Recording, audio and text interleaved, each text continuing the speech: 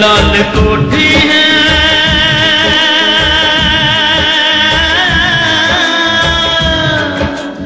एक युग की कहानी,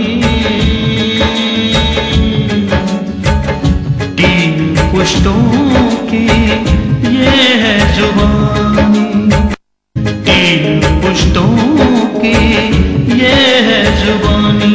कुछ नहीं है कुछ पुरानी है, कुछ नहीं है कुछ पुरानी है। अलविदा लाल कोठी, अलविदा लाल कोठी। मैं जानती थी तुम जैसे धोखेबाज लोग छुप के ही वार कर सकते हैं, सामने से वार करने की तो हिम्मत है नहीं तुम में।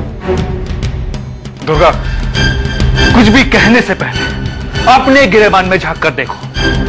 धोखा मैंने नहीं तुमने दिया, मेरे जज्बातों के साथ खिलवाड़ किया, हमदर्दी का और प्यार का नाटक करके तुमने धोखे से मुझसे कागजात पर दस्तखत करवा लिए और तुमने मेरे साथ। हाँ, मैंने तुम्हें धोखा दिया मैंने धोखा, लेकिन कभी तुमने जानने की कोशिश की मैंने ऐसा क्यों किया?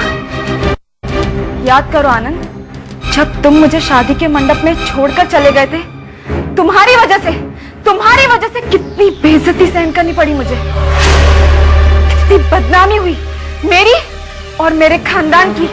दुर्गा, शादी का फैसला मेरे पिताजी का था, मेरा नहीं। मैंने तुमसे कभी प्यार नहीं किया। तो फिर शादी का नाटक क्यों किया था आनंद तुमने? पता, शादी का जोड़ा पहनने के बाद एक लड़की के मन में क्या क्या अरमान जाग जाते हैं। तुमने मेरे अरमानों का खून किया आनंद, मैं तुम्हें कभी माफ नहीं करूंगी, कभी नहीं। और ये तो तुम्हारी बर्बादी की शुरुआत है। बकवास बंद करो दुर्गा, मुझे लाल कोठी के पेपर चाहिए। क्या करोगे उन पेपर से? मैं लाल कोठी समर सिन्हा को वापस करना चाहता हूँ। इस जन्म में ये तो मुमकिन नहीं है मिस्टर आनंद। लाल कोठी मेरी है, सिर्फ मेरी। दुर्गा, मेरी बात मान लो, वरना कहीं ऐसा ना हो कि तुम्हें बाद में पछतावा हो। लाल कोठी के पेपर्स मुझे वापस दे दो। मुझे धमकी दे रहे हो? कान खोलकर सुन लो आनंद, लाल कोठी नहीं मिलेंगे, कभी नहीं।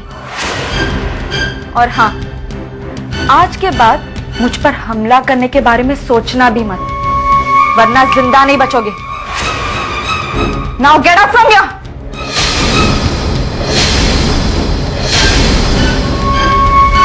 खड़े खड़े देख क्या रहे हो? निकालो इसे। इसकी कोई जरूरत नहीं है।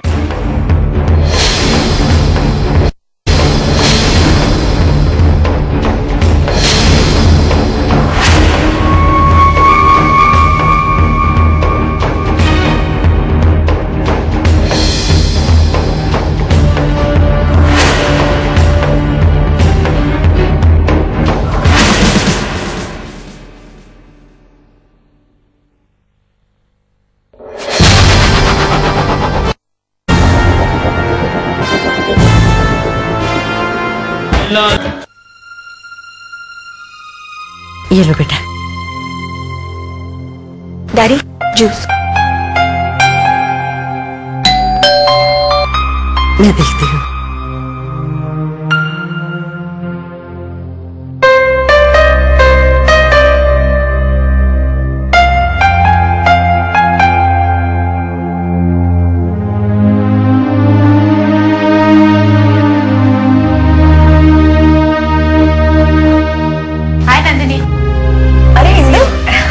अरे वो मैंने तुम्हें मेरी एक फ्रेंड है, जर्नलिस्ट है, यही है वो, सिटी प्रेस न्यूज़पेपर में लिखती है।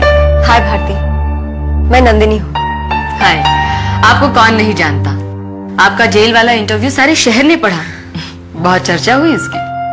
अब भारती, ये मेरे फादर हैं, समर सिन्हा, और वो जया है, और उसकी गोद में जो छोटी सी बच्ची है वो छोटी नंदिनी है।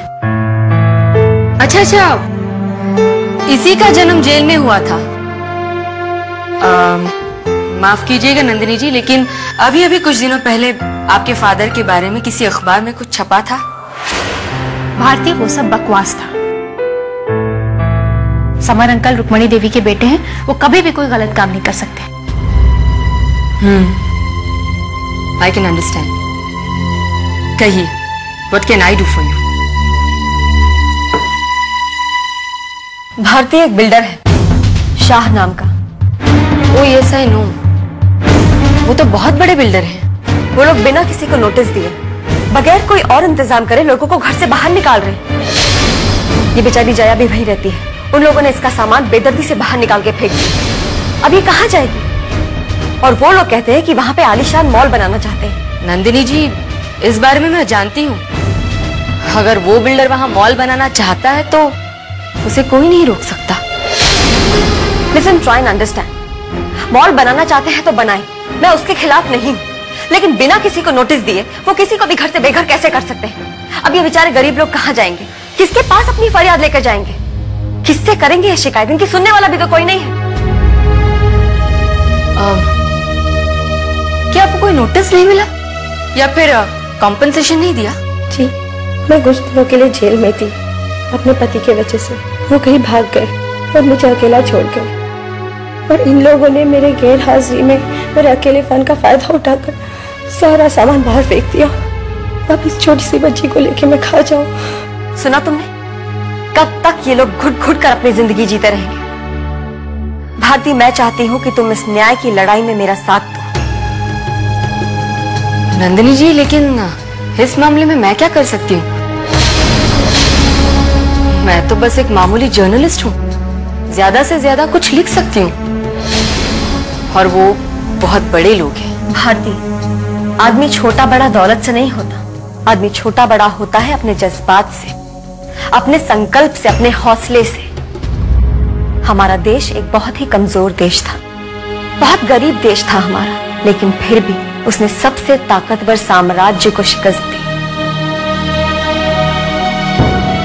और अपनी सरजमीन से अंग्रेजों को उखाड़ कर फेंक दिया। सोचा है कभी तुमने इस बारे में? सोचो, सोचो भारती, तुम्हारे पास कलम की ताकत है, इंदु के पास कानून की ताकत है। अगर हम तीनों मिल जाएं, तो जया जैसे कितने ही बेसहारा लोगों की मदद कर सकते हैं। इन जैसे कितने ही लोगों को हम इंसाफ दिला सकते हैं। Yes, why not? मगर मैं कोई बेबुनियाद लेख नहीं लिख सकती। मैं शाह बिल्डर से मिलूंगी। इस मामले की तह तक जाना बहुत जरूरी है। ऑफ कोर्स, तुम जो ठीक समझती हो, जो सही समझती हो, तुम वही करो। मगर एक बात कभी मत भूलना, अपने आप को कभी कमजोर नहीं समझना चाहिए। ताकत इंसान के शरीर में नहीं, बल्कि उसके इरादों और उसके ख्यालात में होती है।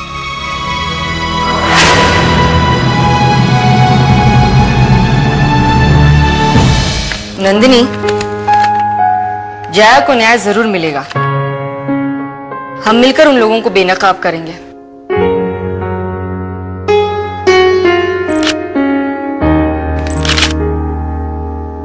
भारती, तुम इन लोगों के साथ मेरी फोटो क्यों खींच रही हो? Come on Nandini, please believe me, जरूरी है। अच्छा, तो अब मैं चलती हूँ। कल सुबह का अखबार जरूर पढ़ना। Thanks, bye. नंदिनी, आज चटवाल जी के साथ मीटिंग है, याद है ना तुम्हें?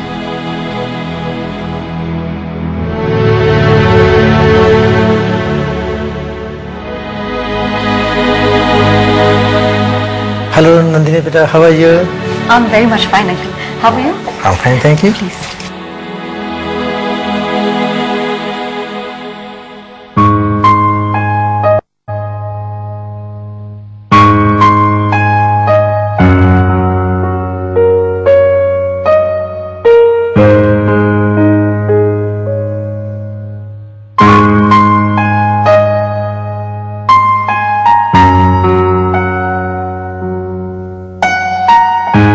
डॉक्टर, डैड ठीक कब तक हो जाएंगे? देख बेटा, he is paralyzed. He was in coma. शुक्र है इन्हें होश आ गया, बट पूरी तरह से कब ठीक हो जाएगा ये कहना बड़ा मुश्किल है।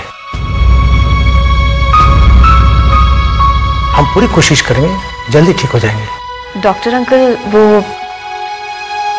आपका चेक, आई मीन आपके पैसे में कुछ दिनों में भिजवा दूंगी। नहीं नहीं, उसकी कोई जरूरत नहीं है। पैसे तो वैसे भी हमें मिल चुके हैं। मिल गए मतलब? किसने दिए पैसे? नहीं नहीं, इसे कुछ पता नहीं है, ये कुछ भी बोलते रहते हैं। आप लोग मुझे थोड़ा हेल्प कीजिए, उन्हें व्हील चेयर पे बैठाना है।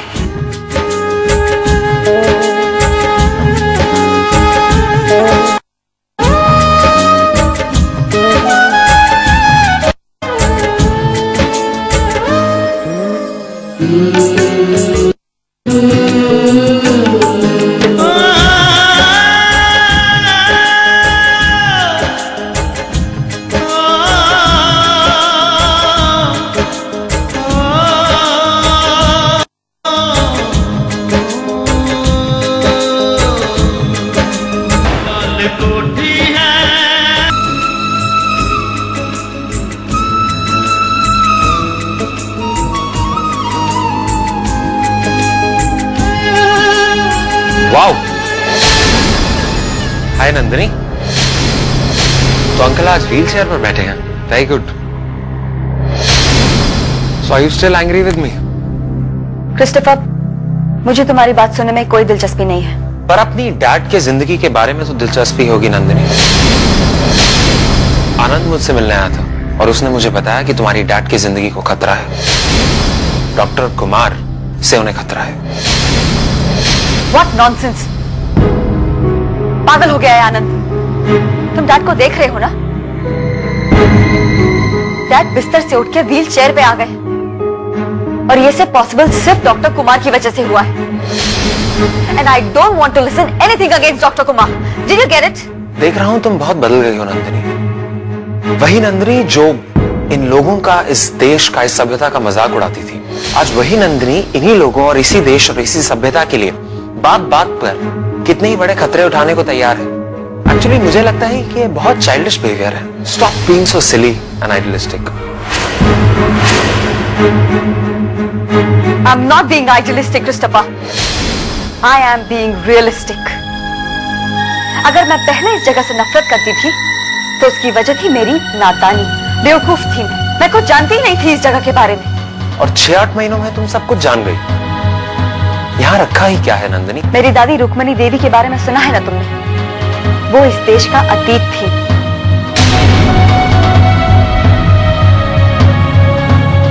ये मेरा वर्तमान है और ये छोटी नंदिनी, ये हमारा भविष्य है। ये सब मेरा सरमाया है। मुझे डैड का ख्याल रखना है। मुझे लाल कोठी के लिए लड़ना है। मुझे इस छोटी नंदिनी और जया के लिए लड़ना है। और तुम कहते हो कि मेरे पास यहाँ करने के लिए रखा ही क्या है? Just try to understand Nandini. No, you try and understand, Christopher. मेरी जड़ें यहाँ की है। अगर आदमी अपनी जड़ें ही काटे तो वो कहीं का नहीं रहता। आखिरकार तुम भी तो यहीं के हो ना? मैं यहाँ का नहीं हूँ। I am a citizen of the United states of America. लेकिन तुम्हारी रगों में भी हिंदुस्तानी खून ही दौड़ रहा है क्रिस्टोफर, और तुम्हें इस बात से कतराते हुए शर्म आनी चाहिए।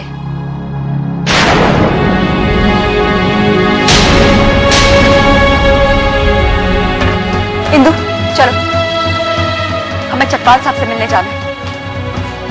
रामकली जी, आप डैड का ध्यान रखिएगा। चलो।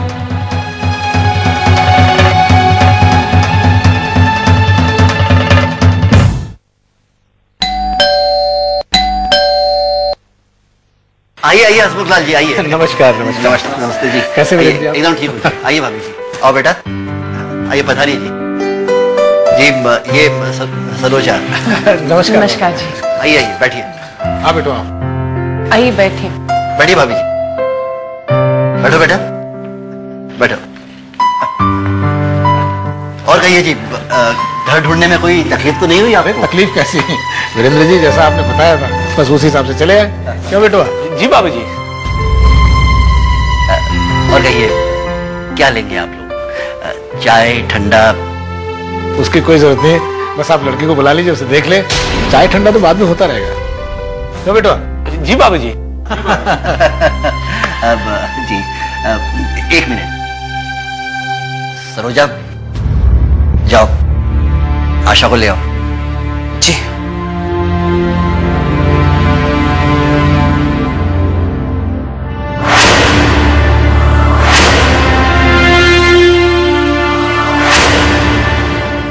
अरे आशा, ये क्या, तुम अभी तक तैयार नहीं हुई? वो लोग बाहर आ गए हैं। मम्मी, मैंने कह दिया ना मुझे शादी नहीं करनी है, आप जबरदस्ती मत कीजिए। बेटा, बेटा तेरे पापा बहुत नाराज होंगे। जब उन्हें मेरी परवाह नहीं तो मुझे भी उनकी परवाह नहीं है। नाराज होते तो होने दो। देख, मैं तुम दोनों के बीच में पड़ने वाली नहीं हूँ।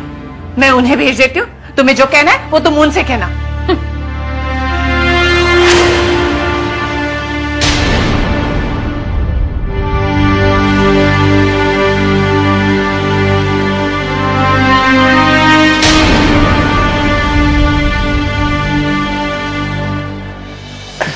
जी आप लोग बैठिए, मैं अभी हाजिर हुआ।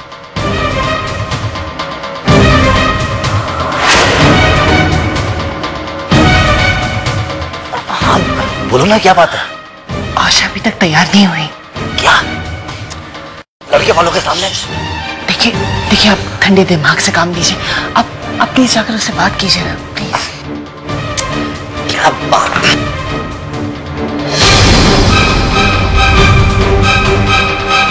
लाल कोठी है, लाल कोठी है।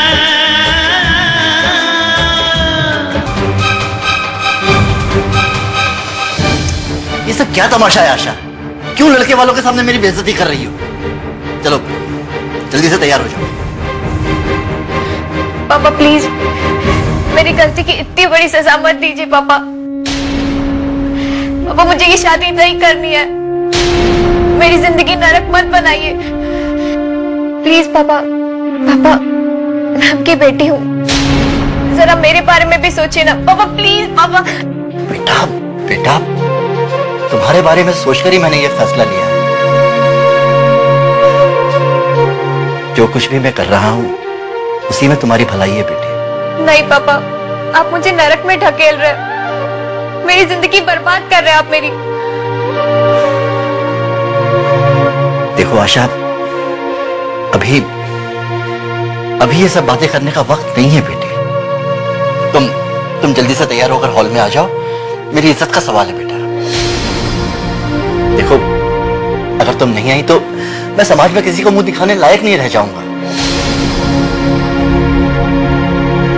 तुम ये शादी करो या ना करो, ये बाद में सोचा जाएगा, लेकिन फिलहाल तुम आ जाओ। उम्मीद है बेटा तुम अपने पापा की इज्जत रखोगी।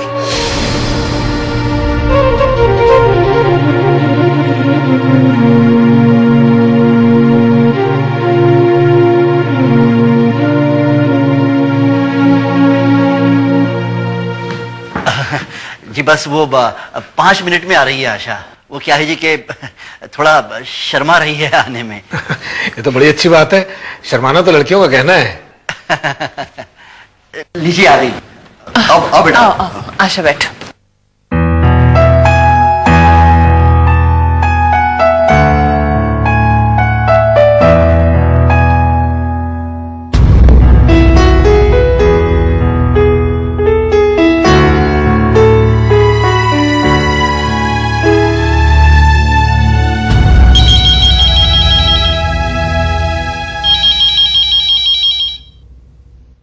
हेलो हेलो, आप, क्या मैं सरोजा से बात कर सकती हूँ? जी एक मिनट, तुम्हारा फोन है।